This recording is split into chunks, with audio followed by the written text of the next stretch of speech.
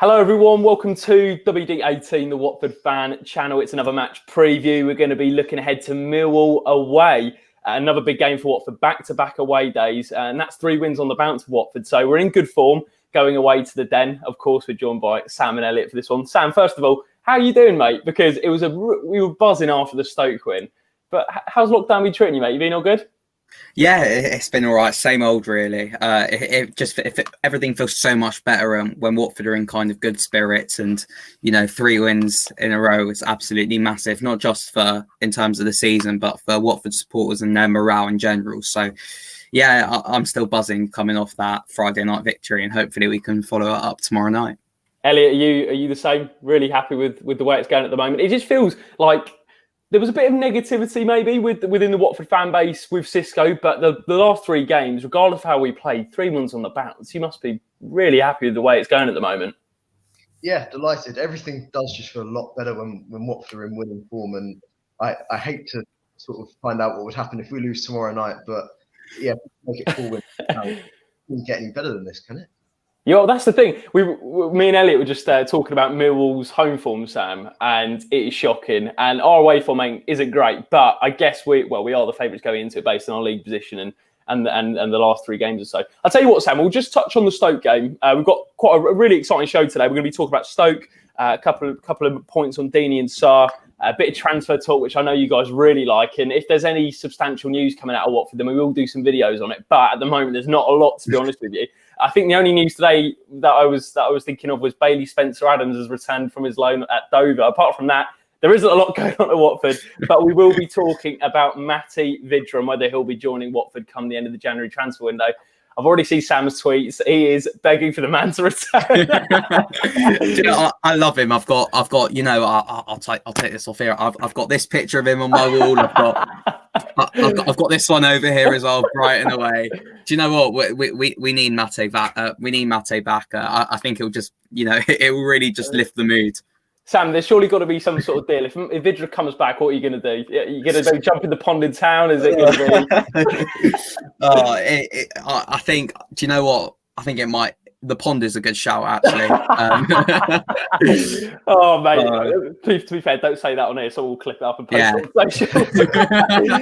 No, do you know what, though? I can't... We'll talk about it a bit later on, but I can't see the deal going through. I think it looks like he wants to leave Burnley now, this window, and I think we are his most likely destination. But because Burnley are going to be difficult to kind of negotiate with, from what I'm hearing, but we'll talk about that all later on. Yeah, we'll go into depth about Matty Vydra and potentially bring the whole band back together. No, I'm only joking. It will only be Vydra. Tell you what, Elliot, first off, Stoke win. We were on the match reaction and we said it was a game of 2 halves. What was the most encouraging signs, do you think, out of that performance from Watford? Was it the reaction the second half? Was it the goals we scored, which were 2, I thought, well, obviously the penalty was a good move leading up to it. The second was a beautiful move. What was the most encouraging signs for you from that performance? I think it was that sort of brief period of about 25 to 30 minutes where everything seemed to click, and Deeney had found his exact spot in sort of not quite the number 10 as such, but a lot deeper, playing the passes to Sarr, and Sarr looked at his absolute best. It was exactly what we want to see from him. We saw Zinkernagel on the pitch, which seems to be a bit of a rarity at the moment, but yeah, good to see him as well. And the midfield just seemed to all do their jobs really well. Defence was solid, and it just felt like that brief period of about half an hour before Stephen Fletcher scored, everything seemed right, and we could have gone on to win it 4-0. And it just felt like the Watford that we know they can be, and that could be fighting for promotion this season and could get up into the automatics. Yeah, Elliot mentions there, Sam, about Troy, and I think everyone at times this season has been like, is Deeney still right for this Watford side? But it seems like he's actually evolved his game. He's realised his strengths now. He has lost a bit of pace, as that happens when the player gets older. But that evolving, the way he's evolved his role to a number 10, it seemed to really work on Friday night. Sorry, I lost track of those. What did he make of Troy and just his role as a number 10? Because I think that's his best position now. Yeah, I mean, Jacob, there's so many games at the moment. I don't think anyone really blames you for forgetting. I think Troy really is evolving his game, and we've spoken about this, but I'm really kind of it's bringing back, good memories from Troy. The last time we got promoted in the first season in the Premier League, his relationship with Igalo and Vydra, where he was always the deep one and they'd run off him. And I think it's working really well for Troy. The fact that I think fans are now back on side with him after that performance against Stoke. I think he's showing he's finally walking the talk basically. And he's gonna, if he can, keep up this form and stay fit, then we can't doubt that he's going to be absolutely huge in this promotion push. Just another positive though that I thought about in the Stoke game is we finally won in this Watford shirt. It is. I know, Jacob. I saw you tweet about it. You bought it. Who did you get on the back? Zinkernagel. You know what, mate? I made full use of the discount code. Okay, right? Zinkernagel. Yeah, right. Wait. The 9 letters? I think. nine letters. Anyway, it's a lot of letters, right? And I got it on the back. Number one, because I love him already. I think Elliot loves him as well. But that kit is an absolute beauty. So good. Yeah, mate, every time I see it, it looks better, that kit. But go on, mate, carry on. Exactly. That Stoke win, the goals in that kit, phenomenal. Yeah. No, exactly. Perfect day. I think I'm going to wait actually to see if Vydra does come back. I'll get Vydra on the back of my shirt. That's the promise. Instead of going in the pond, I'll buy a Vydra shirt. You'll buy a Vydra shirt if he returns. Is that what we're saying? Yeah, that's what we're saying. That's what we're saying. Okay, okay. But do you know what? In terms of, with the exception of the first half performance, just from what was it, from 8:45 onwards, I just felt like the whole night was perfection, except for that last 5 minutes as well, where my heart rate, as Elliot said in the match reaction, my heart rate was all over the shop and I needed to sit down for 5 minutes after. But yeah, it was a really, really good night. And I'll tell you what, Elliot, another thing that we talked about after the Stoke game was maybe the difference in Sarr's performance, because I've been quite frustrated this season about how deep he's playing. But that second half, when he's playing on the last man, how dangerous was he? Because it was a great ball from Troy again, and it seems like we're really praising Troy at the moment, but he was brilliant the other day. But Sarr, for you, surely that's what we've got to do more. And maybe there's even a suggestion that we play him as a striker potentially. I'm not saying that's the definite, but we need him further up the pitch. And it seems that in that right mid role, he's playing quite deep. I don't know about you. Yeah, I think we utilised him absolutely perfectly Friday night. I don't think because sometimes we over-rely on him and sometimes we just endlessly who fits Sarr. And then other times we leave him completely isolated. He may be too deep, he may be too wide, and he's just not a part of the play at all. I felt like there was the right balance there of getting the ball into him and also not over-relying on him. I think playing up front is an idea. I like him being a little bit closer to Deeney in the middle, but I'm not sure if I'd want him completely central. I do like that he's got the ability to just run straight down the right flank and whip a cross in or to play a pass to Deeney or something like that. So yeah, I think he's most effective in the right wing spot and involved in the play, but not relied on too heavily because he's still a young player and he's still got plenty of room to improve. Someone who you were quite critical of, Sam, for the first half performance was Nathaniel Chalobah. And I thought he played really well in the second half with Cleverley. They complemented each other quite well, I thought. It was really, the Watford performance overall, first half was pretty slow and sloppy, I thought. Maybe that was the way we set up. But the second half, there seemed to be an improvement. That central midfield duo, it seems like we're going to be continuing with the 4-4-2. Is that the two for you? Or do you bring Hughesy in? Because it seemed like we were trying to fit those three in somehow with Cleverley out on the right and then it was Hughesy on the left. That didn't really work for me. So what are the two midfielders we need to be playing? Because it seems like Cisco is just trying to fit them in somehow. And as Elliot mentioned, Zinkernagel isn't getting a game. And I would like to see him get a game because I think he could be a real threat on the right-hand side. So for you, that two midfield in the 4-4-2, who would it be? I'd say that area in the two is probably the most, not contested, but most difficult to pick for Xisco at the moment. And, because so many of these players have a point to prove and perhaps are in form, it kind of ends up like on Friday night where you're putting square pegs in round holes. We had Hughesy and Cleverley on the wings. It just wasn't working. And it's really difficult to say what our best midfield two would be. I still think we need a proper Capoue replacement. Whether that will be now or in the summer, we'll have to see. But I think the Chalobah of the second half has to start for me. The problem is we're seeing too much of the Chalobah of the first half, in my opinion. And in the second half, he was absolutely fantastic. And if he can keep up that form, like Troy, I think he's going to be absolutely huge for us. And I think Hughesy also has to start. But on the other hand, Cleverley is I love Tom. He runs, and maybe not the best technically, but I think he kind of brings the team forward with his effort. So, a really difficult question. For once, it's me who's got the difficult one, not Elliot. But yeah. Do you know what? In short, I really want Zinkernagel to start, but I really can't answer that question just because I think it's fair to say it's impossible for me to call because all of them have their arguments to start, and all of them have, reasons why perhaps they shouldn't be playing. Well, Elliot, you mentioned, just touching on that point, Sam, about Zinkernagel. Elliot, you mentioned about Zinkernagel coming off the bench. He changed the game. I feel like he has to start now. And whilst we are winning, and while Sam, I remember you saying in a few videos previously that you can't change a winning, not you can't change, but normally you just stick with a winning team. I do feel like Zinkernagel, when he's on the pitch, offers us something different. He beats 3 or 4 men. He can, set piece wise, he's brilliant, and also those crosses across the box as well. Surely he's got to start now, Elliot, and surely he's got to get a run of games. Well, it says a lot that he's played it's probably less than 200 minutes of football, and we're waxing lyrical about him and saying how good he is. He's barely played for us. Typical one for Twitter. Jacob leading the charge on that one. It's completely true, and I agree he does have to start. We don't know if there's any fitness issues. It doesn't seem to be the case from when we do see him play, but we have got to bed him in, and we have got to integrate him into the squad.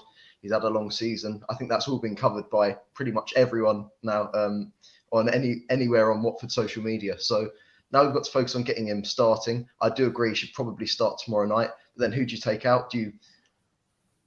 So hard. Do you change formation? It's so difficult. I actually think where we have been playing a 4-4-2, it has sort of acted as a 4-2-3-1 a little bit because the wingers are so far up, it might as well be a 4-2-4. And then Deeney's dropping deep, which would make it a 4-2-3-1. So if we go into, because the formations is a whole nother problem. So if we want to go into that, then we can say, do we start Zinkernagel on the right, start on the left? Who do we drop? Do we put Sarr up front? If we put Sarr up front, it has to be in a 2. It can't be in a 1. So it's so many problems, but I guess they're all good problems for Xisco to have, and it makes it actually way more fun now waiting for an hour before kickoff to see who the hell he's going to start because he's just got so much choice. That's such a good point. I remember was it last season under Pearson, and we had like the 4-2-3-1, and the graphic would come up, and you're like, "Yep, the same team." Yep, the same team. And I think Sam, you tweeted out when even if it was this season, like you almost expect the same lineup to be coming out, but now under Xisco, there seems to be. I think you can tell he's certain players that he really does like. I think Searhouse is one of them. Since he's come in, he's been brilliant, absolutely brilliant. And there's other players I think who aren't going to be dropped. I think some people have called before the Stoke game for Deeney to be dropped. And I actually wanted to mention Lou Orns, who does some brilliant stuff on Twitter, says, whilst Deeney played well for the second half, personally don't think creating a team around the weakest player is sustainable for the rest of the season. And he also says, good work, lads. Thank you very much. Lou Orns does some great stuff on Twitter, so make sure you do go and follow him. Sam, I'll chuck it over to you for this one. What do you make of that comment from Lou?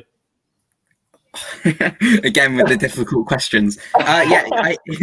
He was really, really good second half, and I was one of those people who was saying that Troy should be dropped, and perhaps he could be more of an impact player off the bench, or perhaps he should leave Watford altogether. But no, but again, it's really difficult because he's undroppable after Friday night. I think I don't think Xisco would drop him, particularly because he needs that relationship with Troy. We know how bad it has been for managers when they don't have the relationship with Troy. It might not be sustainable for the rest of the season, but as I said earlier in the stream, that it will be important for Troy perhaps to get some form under his belt as well. And if he can carry on as he did in the second half on Friday night for as long as possible, then that's going to get us points in quite a good run of fixtures we've got coming up. So whether it's sustainable for the rest of the season is a whole nother question. But for now, I'd say you have to leave Troy in there. Yeah, absolutely. So thank you very much. I answered that one quite well, considering that was a difficult one. That was a mate. I chucked that bomb over to you, and you managed to deal with it pretty well. We've got quite a few comments in the chat. I actually just wanted to move on to tomorrow's game, Elliot, and it's Millwall away. You know a little bit about Millwall. I think we mentioned just before going on air. Their home form has been absolutely dire this season. They've only won 1 at home at the Den, drawn 7 and lost 3. They've been better away from home with 5 wins, 4 draws, 4 losses. They are on the back of a win against Huddersfield. But for you, who do we need to be looking out for from the Millwall team, and how are they going to approach the game, do you think? I think it's less so they've got particular players that could cause a threat. I know Jed Wallace is very good, but his form hasn't been as good as perhaps his potential and his ability suggests. We know that as a whole team that they don't concede too many compared to the teams around them. They are quite low down in the league. I can't remember where exactly. It's sort of 17th, 18th. But compared to the teams around them, they don't concede too much. They don't score very often either, which is another thing. So it's likely to be a low scorer tomorrow. And they signed Troy Parrott on loan, who hasn't really integrated very well. He hasn't quite shown the potential that all the Tottenham fans and Millwall fans probably know he's capable of. And they just signed Michael Kieftenbeld from Birmingham City. He's a Dutch midfielder who Gary Rowett knows well from his time at Birmingham. He's a very good midfielder, and he's ready for the game tomorrow night, subject to all sort of legal clearance and all that sort of thing.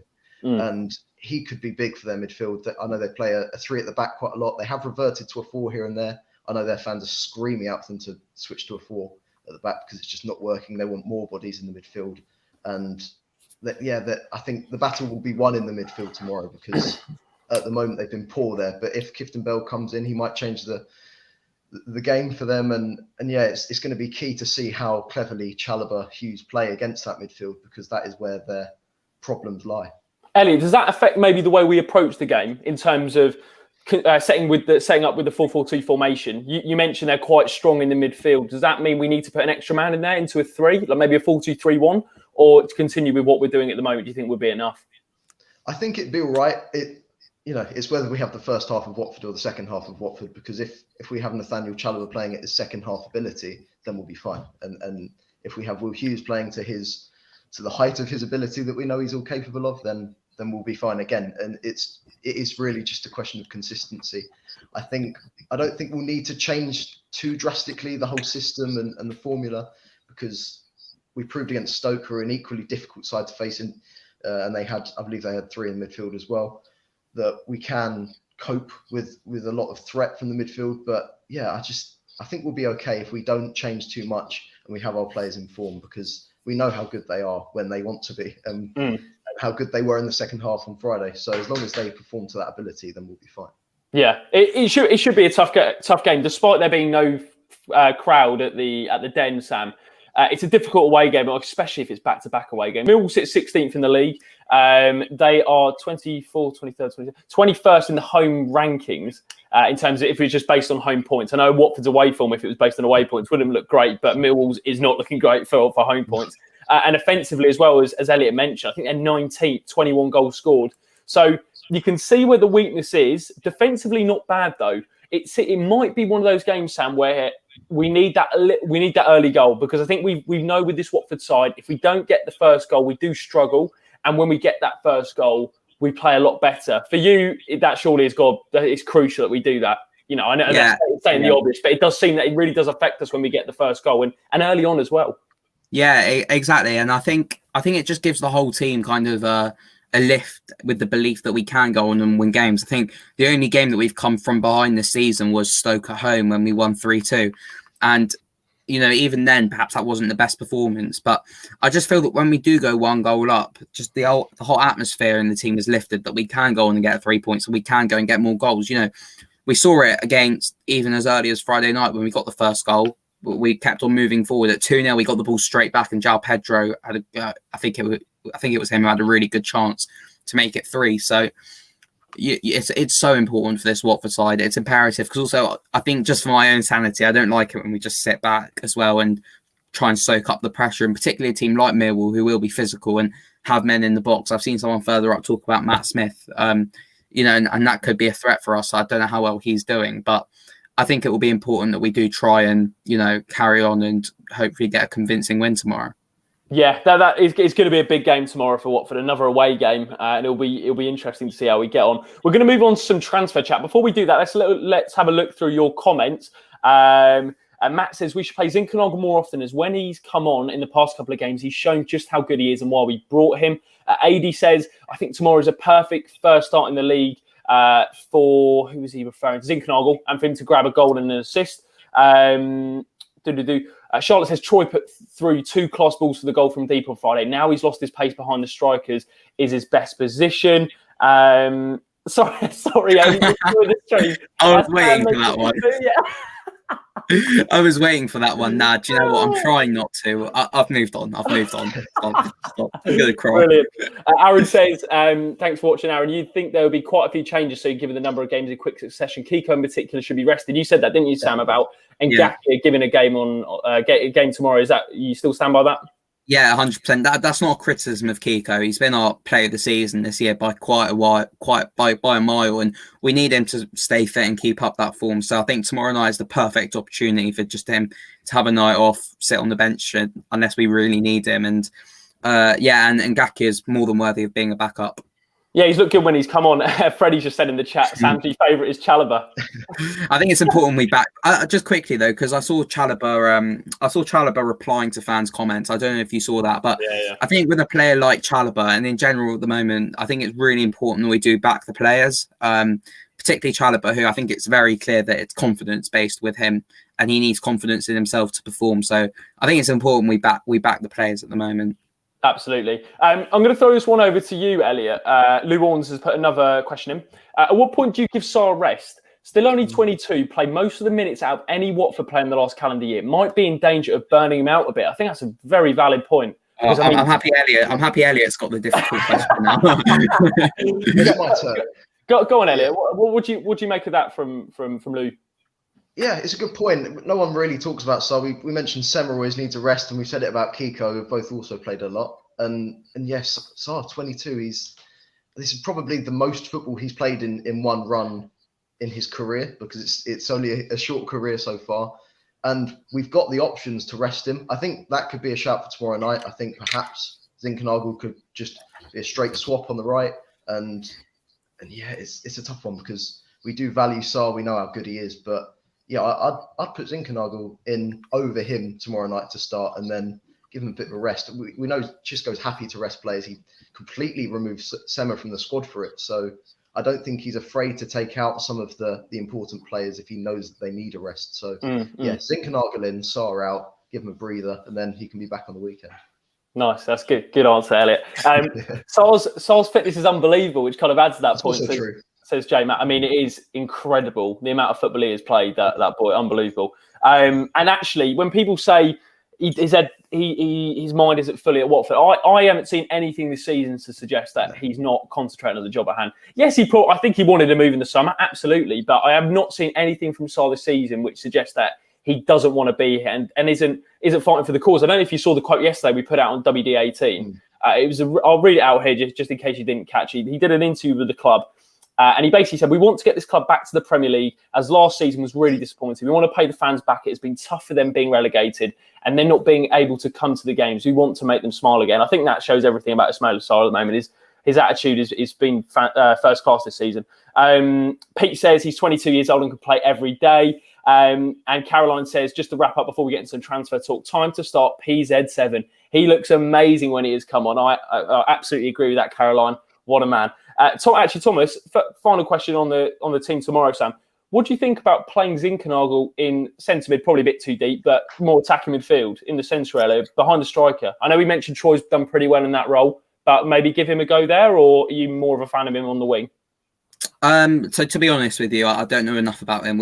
Elliot mentioned we've seen under 200 minutes of him, so it's really difficult to tell. No, but it is really difficult to tell, and we've spoken already earlier on in the stream about how difficult it is to in terms of selections with the midfield two already, and I don't think he's going to want to add to his worries by chucking Zinkernagel in the middle. So I suppose we'll have to wait and see, but if we did ever move to the 4-2-3-1, I certainly wouldn't object to it.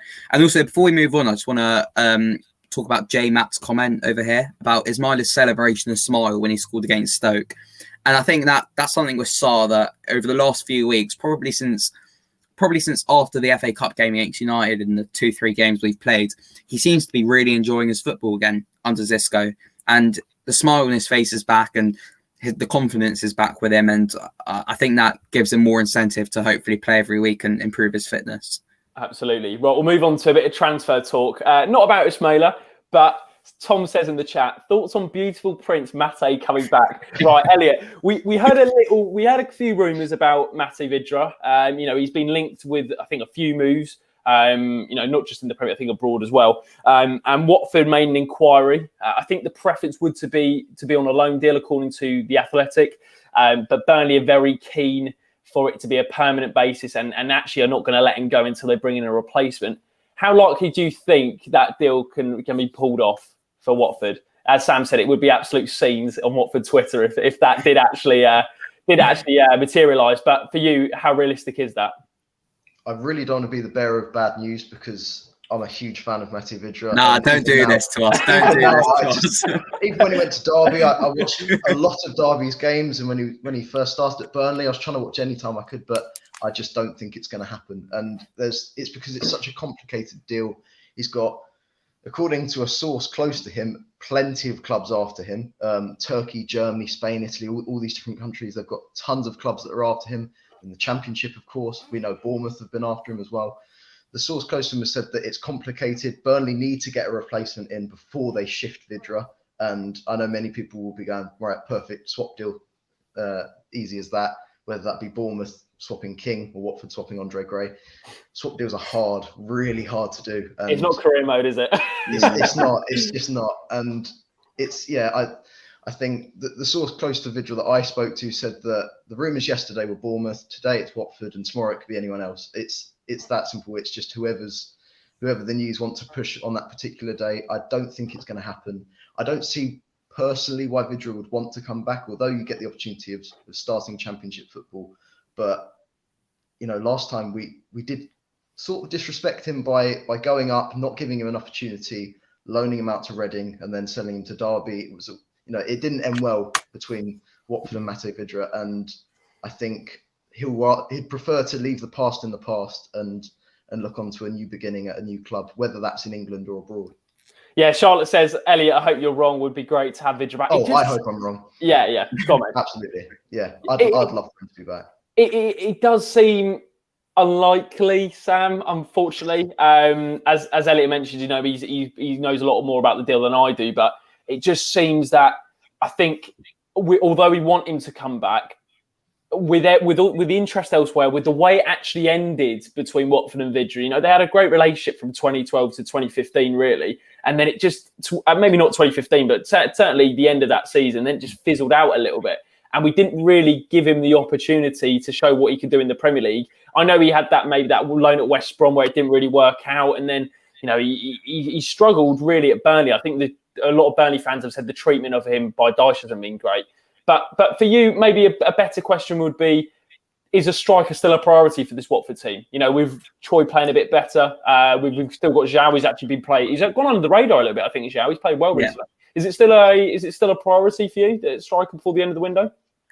An absolutely huge priority. I think if I had to pick, I know it is. I think we said before the wins we needed. We've got one of them in the creative player and Zinkernagel. The backup left back was less of a priority because we can just put Kiko there if Messina got injured again. The Capu replacement and Chalobah seems to kind of be putting himself in there. And while Troy's form is improving, Zhao is getting better by the week. Andre on and off. I think it's so important because if we are going to go up, every team around us has that striker and we don't.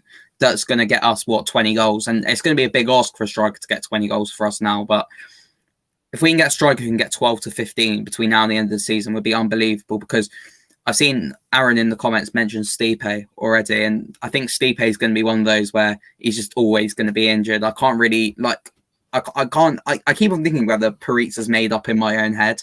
I don't remember ever watching him play except for when he won that penalty against Birmingham. And he's going to be one of those who he's not reliable enough to stay fit and even necessarily to score goals with his record. So important for us to sign a striker.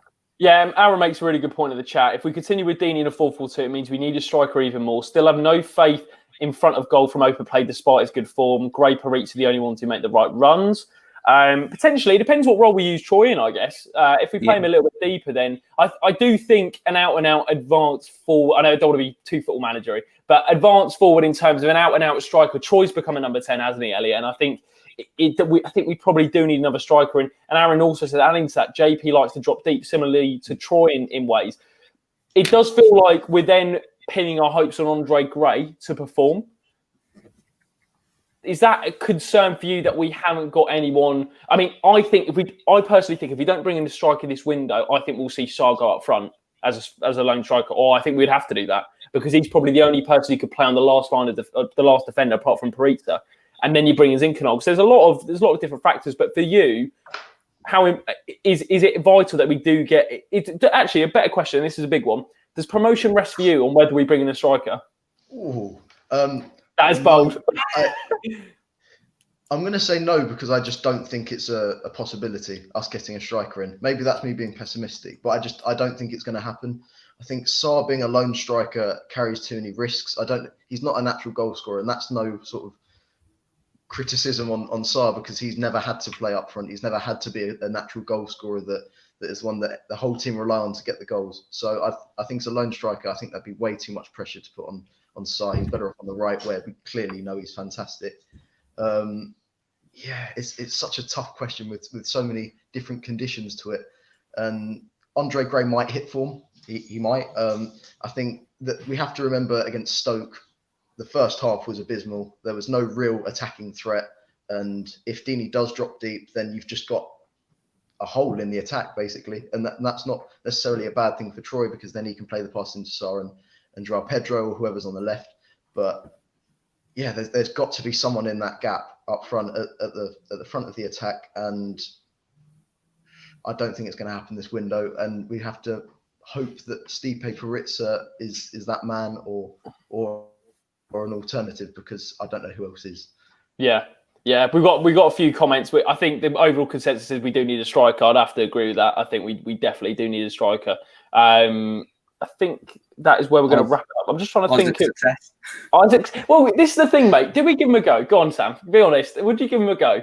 Because I think we've spoken about this quite a bit, but I think he can't do much worse than alternatives without going in depth into that. And I think something just feels different with Isaac because I've always been one saying it's a reflection on the poor recruitment, but for some reason I've just got a feeling just from looking around at the interviews he's been doing and and him on social media, I feel like something's different here and he seems more hungry and in a better shape than he was previously. So I don't think there is any harm unless Troy and Andre and João and Stipe go on a massive run of giving him a go. So I really hope for Isaac that it works out for him.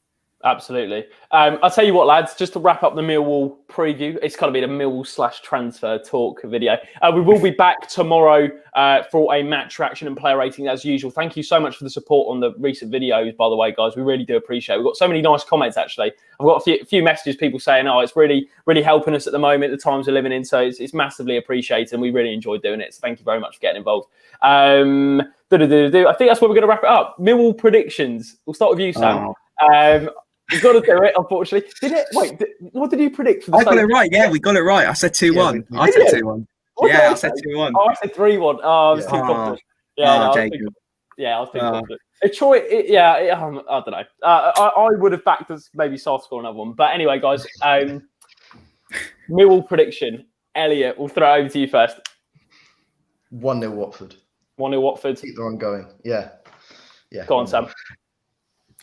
2-0 Watford. 2-0 Watford. 3-0 Watford. I'll tell you what, 3-0 Watford. We'll see what happens. This could, predictions never end well, do they? Mr. Blake's copied me. He's got 3-0 Watford as well. we need a Troy celebration at the end where he takes off his shirt and his undershirt says "Welcome home, Mate."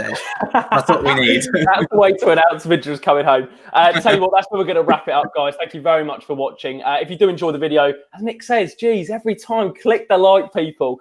Make sure you do leave a like on the video. It really does help us out and gets more people involved. So that's always brilliant. Frankie's gone 6-1, by the way. All different goal scorers. A throwback to 2010. We beat them 6-1. Yeah. Mate, they were the days. Martin Taylor, Adrian Marriott for a centre back. Top draw. Jordan Matt, what a left foot. And Marvin Sordell, who, I tell you what, him and Danny Graham back in the day. Goodness gracious me. I'll tell you what, that's a perfect way to wrap up. We're going to end it on Marvin Sordell and Danny Graham. Thank you very much to everyone who's watched today, guys. If you did enjoy the video, please do leave a like. Don't forget to subscribe to WDA team. We'll be back tomorrow after, hopefully, fingers crossed, another Watford win. Hopefully, we can make it 4 wins on the bounce. Make sure you do leave a like. Comment down below what you think, and we'll see you next time. Take care of yourself, lads. Cheers.